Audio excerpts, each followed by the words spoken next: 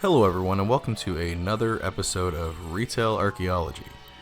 Today we're going to be taking a look at the Westfield Horton Plaza Mall in San Diego, California. This is an outdoor mall and one that I've been wanting to do a video on for a while. First let's take a look at the outside of the mall, and you can see pretty quickly why I wanted to do a video on this place. It is a pretty unique mall. This is kind of an urban park that's attached to it with a water fountain that kids can play in. And you'll see this was filmed on a pretty sunny day. I filmed this on a Sunday afternoon in October. And here's a look at a map of the mall. You can see it's a 5-level mall, but they're kind of tiered in a weird way. And you'll see what I mean pretty quickly. This mall is very MC Escher-esque in the way it's designed. It's can be kind of confusing actually to walk through, which is one of the negative things about it. Now this mall originally opened in August of 1985, and it was the centerpiece of a big downtown San Diego redevelopment project that was going on. And the architect that designed this mall was named John Jerd, and I hope I'm pronouncing that right. I have no idea if I am. But he actually designed the mall to be an experience. The mall was designed to be the experience itself, not the actual shopping. And you'll see that in the way it's laid out. It's very unique, and there's lots of interesting things to look at. And it still retains a lot of that mid-'80s aesthetic, which you'll see, which is really cool. Now, unfortunately, this mall is not doing well. I do remember visiting this mall in the early 2000s. I want to say it was like 2000 or 2001. And I remember being very busy then, and it was a destination that people said you had to go to if you were in the downtown San Diego area, because it's just such an interesting mall to look at. But then I started reading about it online recently because it had kind of popped back into my mind, and started reading about how it's been in decline and it's not doing well and it's dying. And I think you'll start to see that. It's kind of funny, the higher up the mall you go, the more dead it is, so you get to the top where pretty much almost everything is vacant. So it definitely seems to be kind of used as a pass-through in the downtown area. And then there's a few things, like there's a Macy's, it's the one anchor that it has that's very busy. And then like a natural grocery store that's also pretty busy. But other than that, it looks like what you're going to see. I love this planter thing. That goes back to that 80s aesthetic I was talking about. And there's just lots of cool stuff like that all around. And thankfully, most of it's in good shape. There are some things that are starting to show some wear.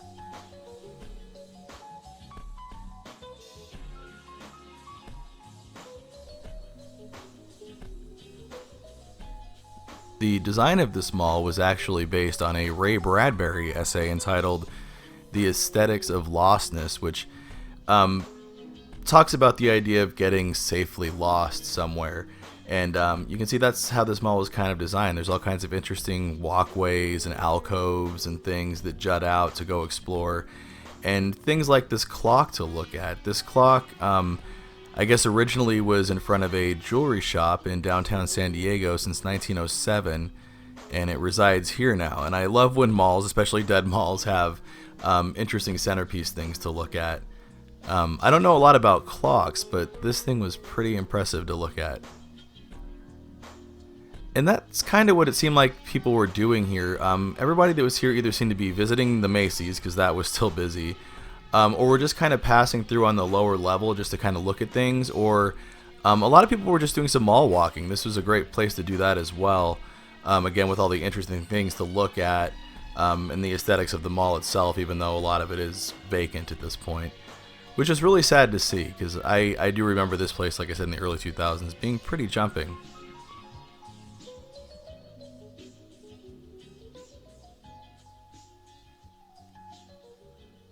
Looks like there used to be some payphones here at one point.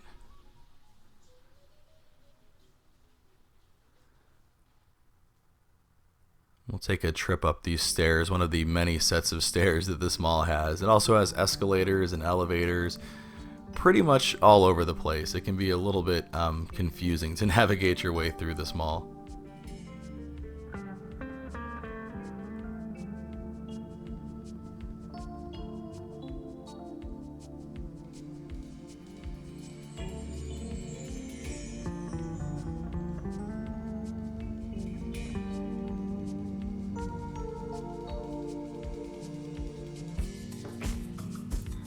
See what I mean though about MC Escher? Lots of walkways and stuff all over.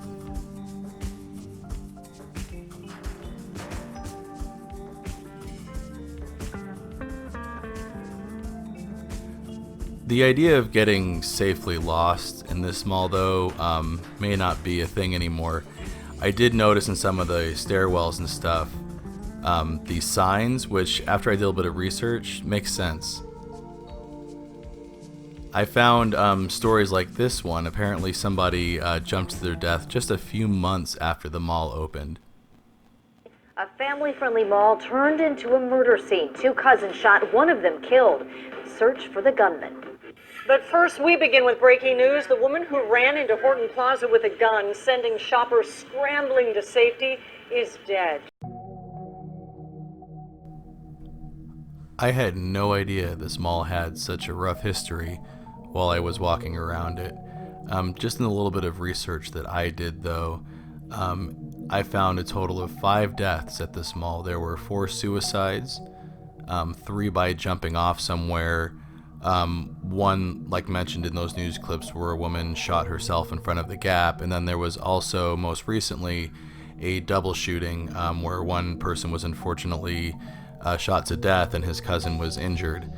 So things have been pretty rough for this mall, especially recently in the last couple of years. And I'm sure that's, just one of many things that are kind of taking their toll on this place, unfortunately.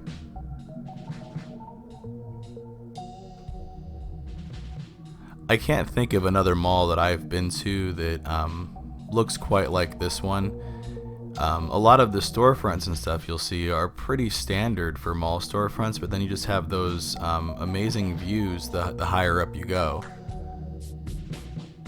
Here's one of the many sets of escalators that are strewn about the mall. We'll take a trip up here, up to the next level. While we're going up the escalator, I'd just like to take a moment to talk about the artists that have provided the music for this episode of Retail Archaeology.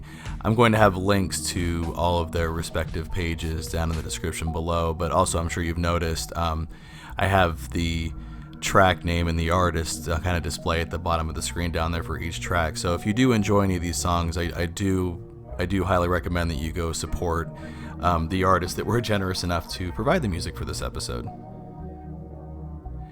Now, to the right of us here is what used to be the Nordstrom. That anchor actually closed about a year ago, I believe.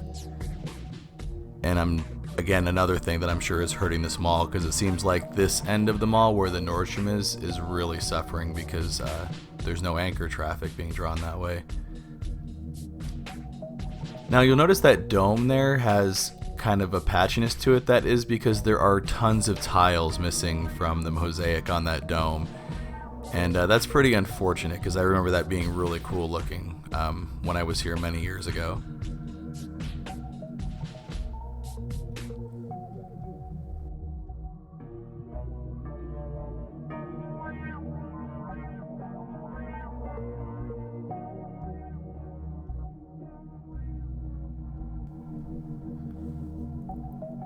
As I got up to the higher levels of the mall, I definitely started encountering less and less people, and also less and less open stores.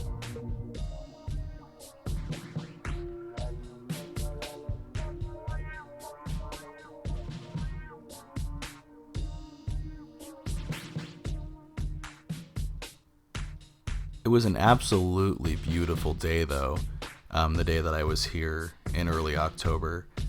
Like I said, about Sunday afternoon. So in Arizona, the malls that are doing better are usually busy that time. So I kind of expected more people to be here, knowing that I was going into a dead mall, but also knowing that this place is just so amazing to look at. And then I found silly stuff like this. I've never seen this before, but this is like a skill crane type machine where you can win overpriced sneakers, I guess. My nephew, who I showed this to, let me know that a lot of those sneakers are apparently worth hundreds of dollars.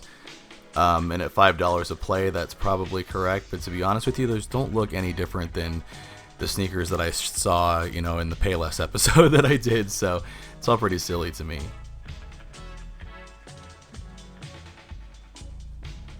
I love the ceiling in this walkway too. I have no idea if that's real or if that's just painted to look like that, but with the mall having been opened in 1985 and everything else looking the way it is, I have to imagine it probably is a real ceiling.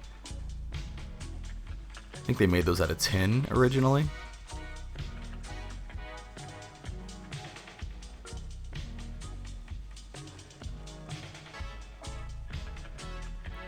It was really surreal being in a dead mall that was completely open to the sky like that, and where you could see a downtown city skyline.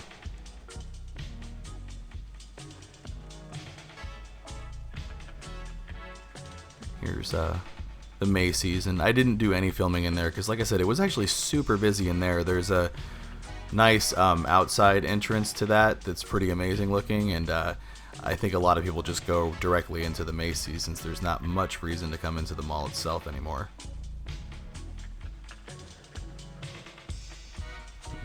Dead Mall Jewelry Store. There's a fixture of dead malls.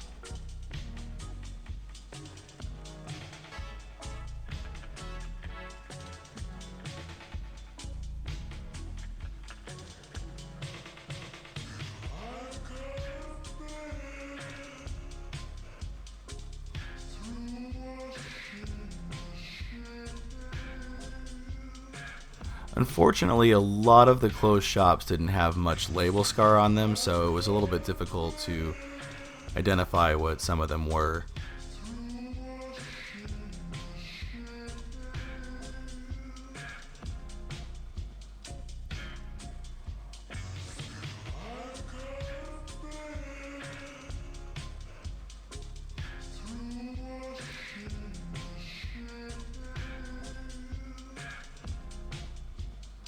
See what I mean though? That's absolutely surreal. You've got a shot of all the closed up shops, but then open sky above it with the city skyline.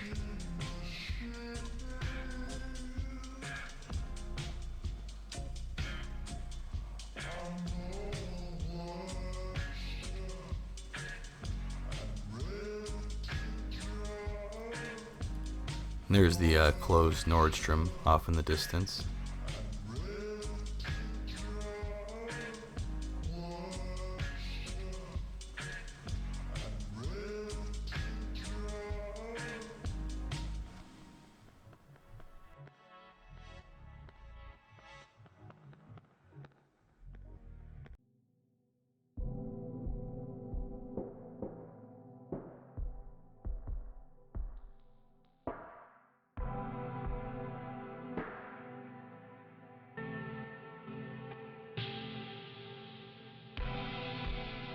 Lots of checkerboard print going on in this mall. There's a few of these benches around, and I love these. I have no idea if they're original, but I'm thinking they might be, because that print was pretty popular in 1985. I will say though, if there's such a thing as a haunted mall, I would think it's this one based upon some of its history.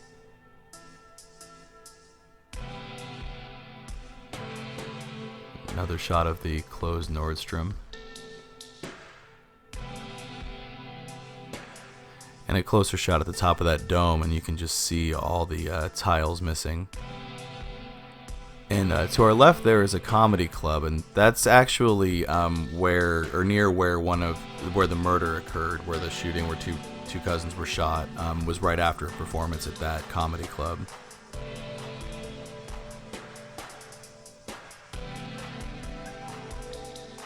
Couldn't tell if it's still in business or not. It looks like it is. I doubt it's open during the day.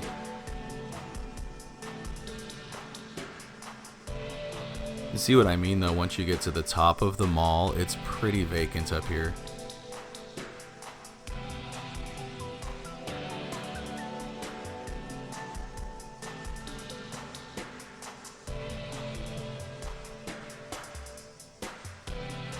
I know this video is a little on the long side for a dead mall video, but this mall is pretty big, and there were lots of things that I wanted to show in the video and I wanted to document, because I don't know when I'm going to get a chance to come back here, and it seems like this mall's future is pretty uncertain.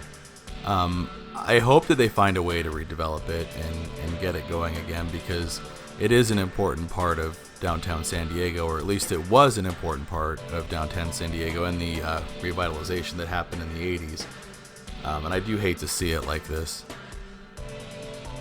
I don't know when exactly this mall started struggling, but I'm sure it's been a long process. But unfortunately, there just wasn't a ton of information on this mall. Even the Wikipedia article is pretty out of date, and didn't even mention any of the deaths that have happened here. So I'm glad that I documented it and captured stuff like all this checkerboard print that's all over the place, because that's not something you see in malls anymore. Before it's gone, because it didn't look like anybody else was worried about documenting this place.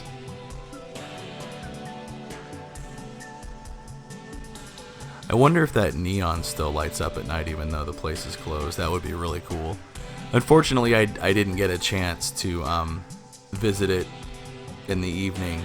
I only had a limited amount of time here, but when I did come here in the early 2000s, it was during an evening, and this place was really jumping on a Friday night, and very bright and colorful too. I remember there being lots of storefronts with neon signage and stuff like that, so I hope that still lights up.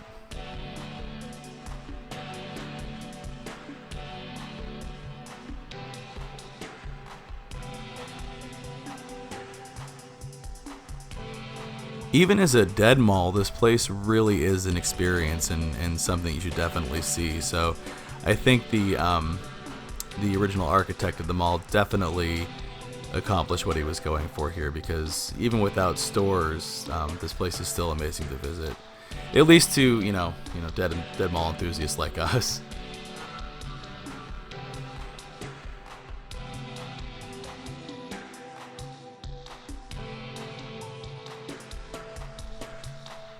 That weird geometric shaped structure thing we've been seeing actually houses a lot of the seating for the food court, which is what we're taking a look at here.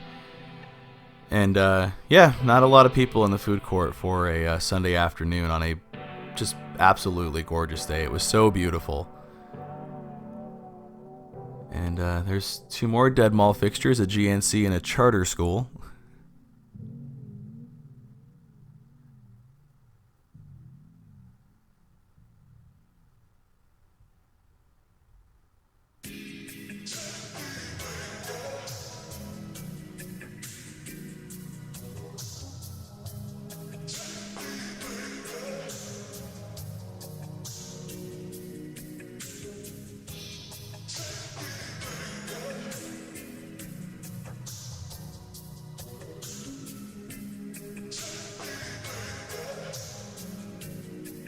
Here's another entrance to the Macy's. That Macy's is actually 5 levels in total. Some of the levels are pretty small, but it's pretty wild. I would like to get in there and film someday. There's a Hot Topic there on our left.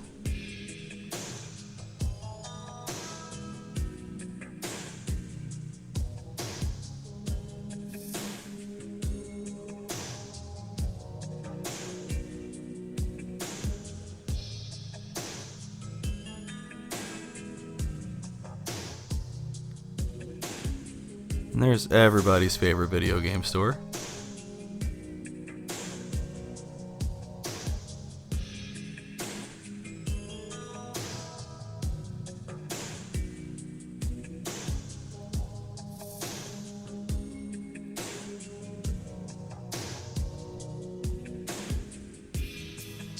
This comics and stuff shop was pretty cool. It was actually pretty busy too.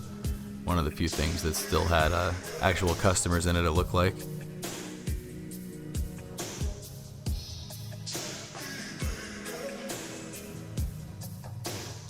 There's a little bit of downtown San Diego there.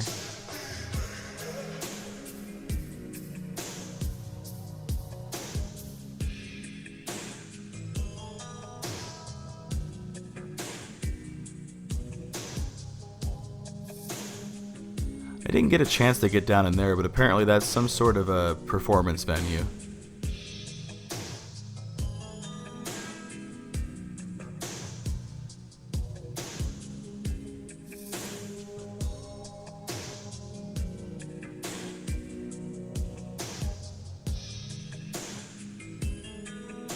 Isn't that rad as hell? I love crap like that.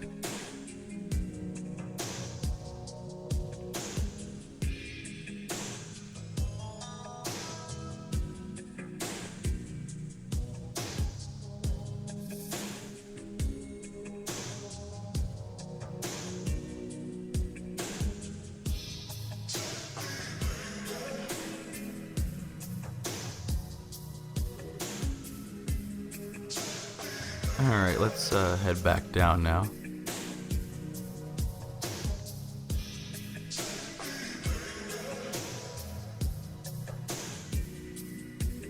I was really surprised how clean and well working the escalators worked for escalators that are, you know, exposed to the outside all the time and the elements.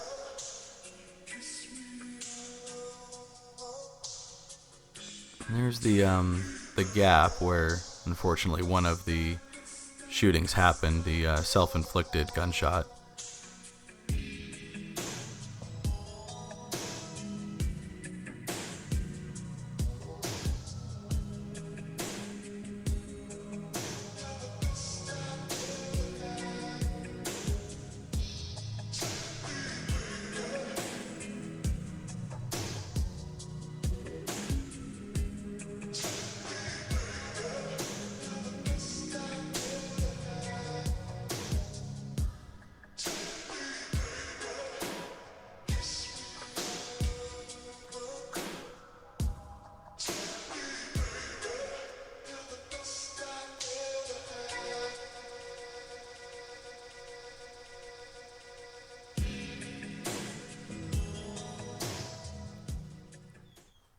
Bath and Body Works.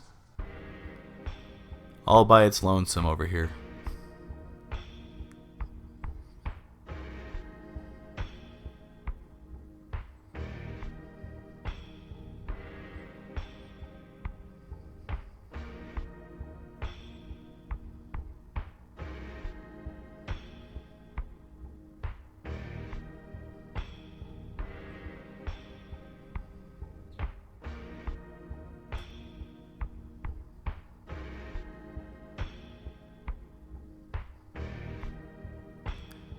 Pigeon distracted me for a minute, posing for the camera.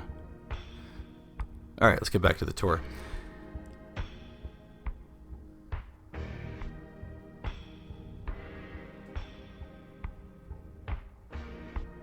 I wasn't able to count exactly how many closed storefronts versus open storefronts there were, because I'll be honest with you, I got lost a couple times in here and realized I was filming something I had already filmed, because this place, the layout is just absolutely confusing.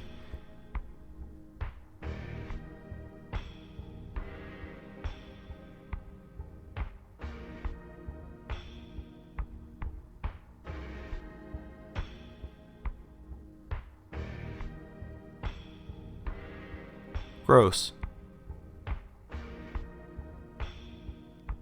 Doesn't look like that's been cleaned in a while.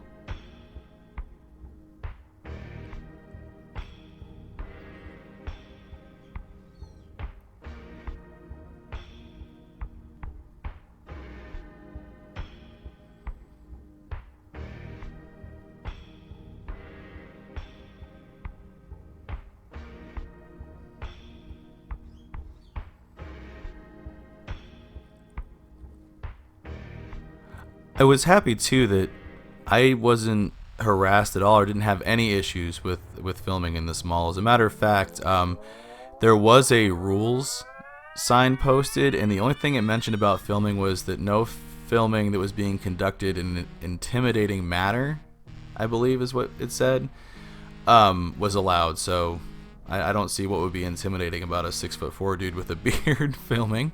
But seriously though, yeah, no problem. So if this is a mall that you want to check out and get some pictures and stuff, I don't think you'll have a problem.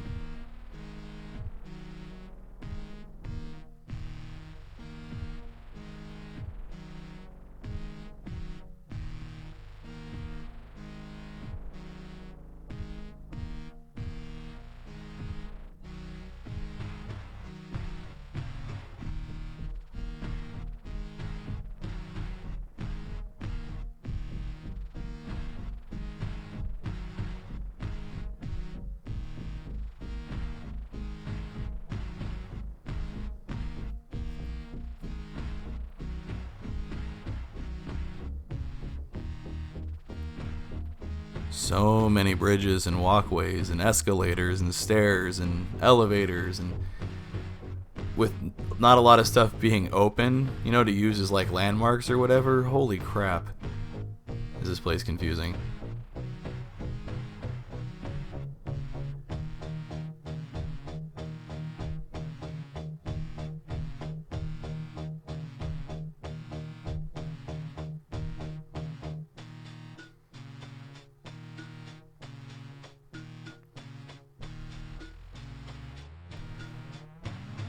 I hope you've enjoyed this tour of the Westfield Horton Plaza Mall in downtown San Diego.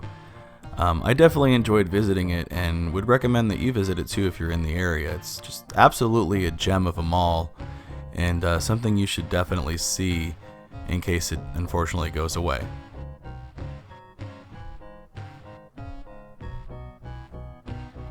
Want to see your name here? Head on over to patreon.com/retailarchaeology to find out how you can help support the channel.